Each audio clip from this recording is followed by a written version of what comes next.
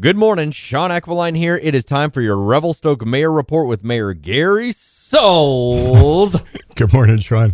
Unless there's something that you had that you wanted to bring up first, that we could talk a little bit about Williamson's Lake, and then we'll talk about the Caribou, because that's obviously the two hot topics, and obviously the Caribou thing is bigger than I think most of us might realize. Definitely came prepared to talk about the Caribou, but okay. Let's start with So let's Williamson's start right Lake. with that. Okay. Okay.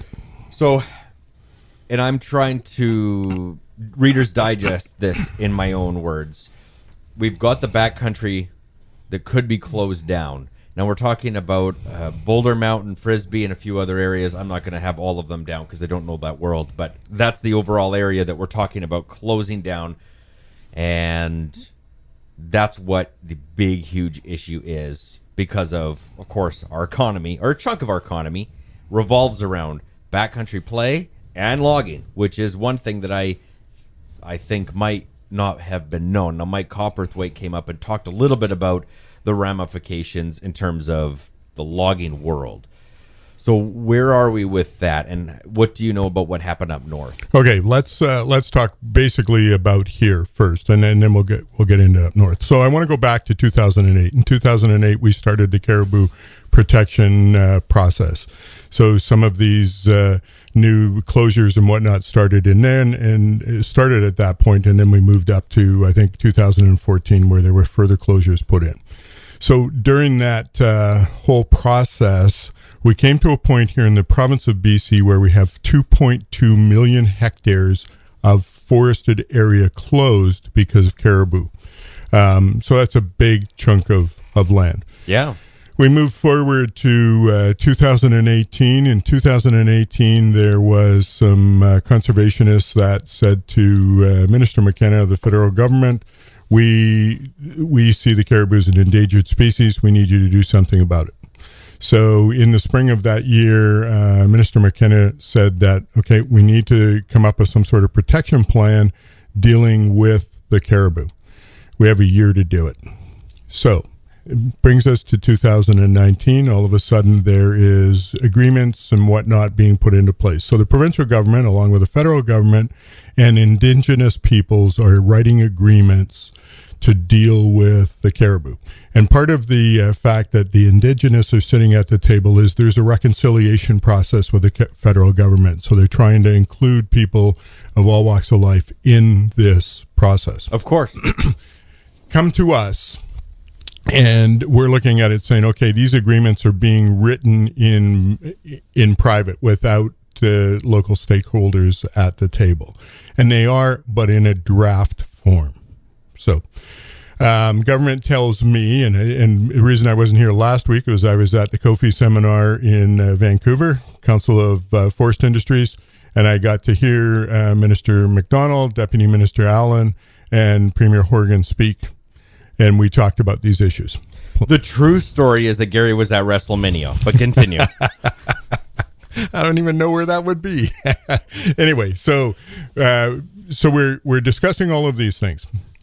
Last week in Vancouver, we heard Deputy Minister John Allen say, I'm here, I'm putting this together. We want to get this done. We want to get it done within the year time frame that the federal government has mandated, because we do not want them to put a court order in basically stating we're closing everything. It's done, a done deal.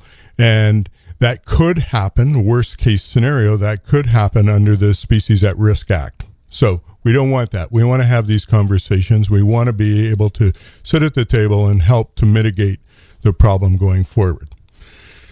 Take in mind that there's a federal election coming up.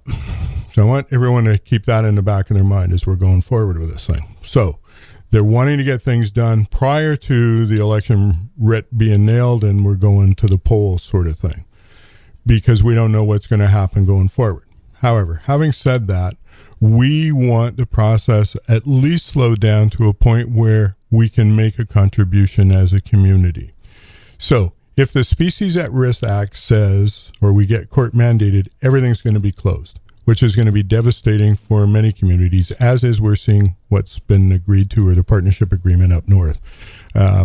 So those sorts of things are really in the back of our mind. I'm not trying to fearmonger. I just want to make everyone in the community aware of the worst case scenario. So now we're going to come forward to today, where the provincial government has put together this draft agreement called a Section 11. And now the Section 11 states that there will be no further closures at this time. In the small print further on, somewhere along the line, at least from my reading of that rendition, is that if they feel they need to have further closures to save the caribou, that could be brought in. So we need to be aware of that. So coming up next week on Monday is a community engagement process. And so we want to have members of the community come out, listen to what the provincial government and the biologists have stated that are in this agreement, and we want to be able to give our input. And we want to do it with constructive dialogue. We don't want to go in there breathing fire and slamming things around, that sort of thing. But I would encourage everyone who has an interest in the backcountry, which is almost the whole town, to actually come out and see what's going to happen and listen and speak. So we've seen some spirited conversations in the north, and so it's sometimes not the best process to get worked up. It is important to come and state facts and state issues. However, the government's willing to listen. So our concern, from City Council's concern, is we want to be able to be the people that put together the stakeholders in an engagement process going forward after the meeting on Monday. So we're going to work on that sort of thing. And now we're going to dive into Willie's Puddle. There we go. What's going on? Because it seems like there were several applications over several years, and they've all had different variations. What is happening?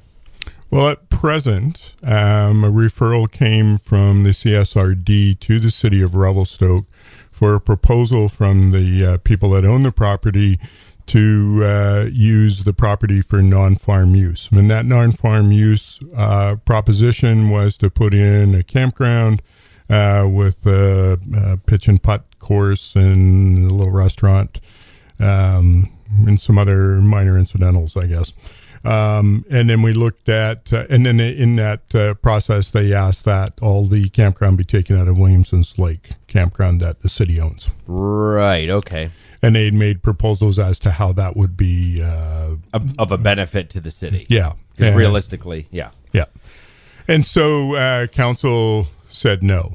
We didn't support that referral for non-farm use, and we stated that in a letter, and we made some points to that. I sent a copy of that to the proponent so that they were aware of it, and now we wait to see what their plans are moving forward. What were the main points as to why council felt it was not a good idea? Well, we're concerned about concentration of people around Williamson's Lake and on the lake, how it's going to affect the lake itself, and then being told that we should be taking out the campground that the city operates was kind of a sore spot as well. We've put together some plans to actually enhance the whole operation down there over a period of time. So we want to start working and going forward with that. We put some money aside to deal with some of those things, spiff up the bathrooms, that sort of thing. Right. So, we not take offense to what they were doing, but it's like it didn't mesh with what the citizens of Revelstoke were telling us that they wanted to see for that area. And we think putting more population base on that essential part of Revelstoke really wasn't to the benefit of the residents. Now, that land is ALR land, am I correct? That's correct. So that would also mean that it would have to be annexed into the city.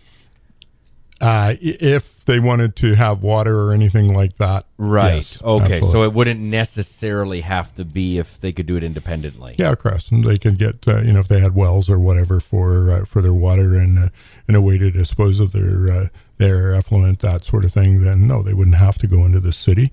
But it would definitely have to go to the LR for them to consider this sort of thing. And how does the CSRD feel about it? What's their perspective on this? Well, I haven't had a conversation with that or a response back because it's just the letter just went out.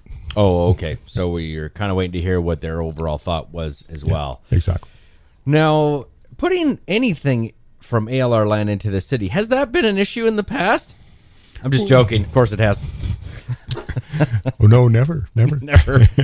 Okay, so that's where it's at right now. That doesn't mean another referral or a second proposal could come in with some tweaks and variations as to what the initial one was. Oh, that can always happen. Absolutely. Okay. Yep. Now, was this the same company from prior to? There was discussions about this. I think it was last year or late 2017. Is it the same? There's been 2 or 3 renditions of things to go on that property. Yeah. I've only seen a couple different things, but the residents in that area have communicated with me, and they've basically said, no, we believe there's 3 different things that have come forward that have been discussed with some of the people out there. I thought there was 2, but I could have been wrong, Yep. and that's where I got a little confused. So I was wondering if maybe there was more than one proposal at the same time, or I wasn't quite sure. Yeah, if there was anything further than what I've seen, it's not something that I've been aware of. So, Okay, so that's where we're at with that. Okay, Gary, well, thanks for popping in. You're welcome. Thanks so much.